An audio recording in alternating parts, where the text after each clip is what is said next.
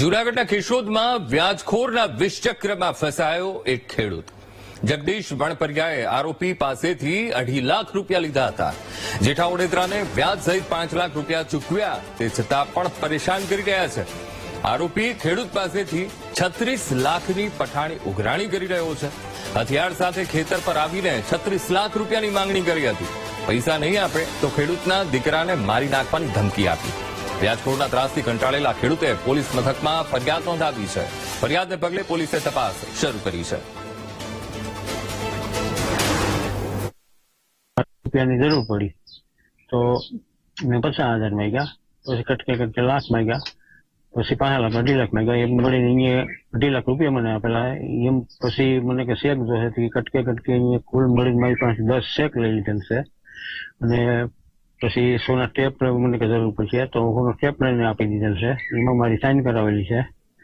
પછી મને અહીંયા ફોન કર્યો કે મારા રૂપિયા પરત કરી દેજો. હું સારું, તમારે કેટલા થાય મને કહો એટલે હું તમને પરત કરી દઉં. અમે અહીંયા મંગળ રોડ ઉપર સાની કેવીને ગયા તો મને કે તારા 36 લાખ રૂપિયા થાય.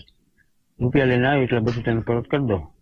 પૈસા તમારે 36 લાખ પરત નથી, મારી પાસે થાય એમ નથી તમારા એટલા, તમે મને એટલા આપ્યા નથી, તમે કેટલું વ્યાજ લો તો તમારા રૂપિયા થતા નથી.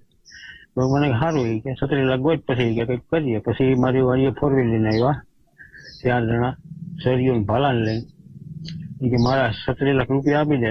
આ કામના આરોપી જેઠાભાઈ જીવાભાઈ ઓડેદરા રહે કેશોદવાળો પાસે ને સાથે આજથી 10 વર્ષ પહેલા પરિચયમાં આવેલા અને જેઓ અગાઉ તેઓને બંને પોતપોતાની દીકરીને મૂકવા સ્કૂલે જતા એમાં પરિચય થયેલો. અને આ કામના ફરિયાદી આરોપી પાસેથી ખેતી કામ માટે અગાઉ 50,000 રૂપિયા લીધેલા. ત્યારબાદ બીજા 1 લાખ કરીને કુલ 2.5 લાખ લીધેલા. જેના પૈસા માટે ઉઘરાણી કરી અને જુદી જુદી બેંકોના 10 જેટલા ચેક ફરિયાદી પાસેથી લીધેલા અને કુલ 12.5 લાખ રૂપિયાની માંગણી કરતા. અને જો માંગણી નહીં આપે તો મારી પણ ધમકી વગેરેનો ફરિયાદ આપતા કેશોદ પોલીસ સ્ટેશને આ બાબતનો ગુનો દાખલ કરી અને આગળની તપાસ હાથ ધરી.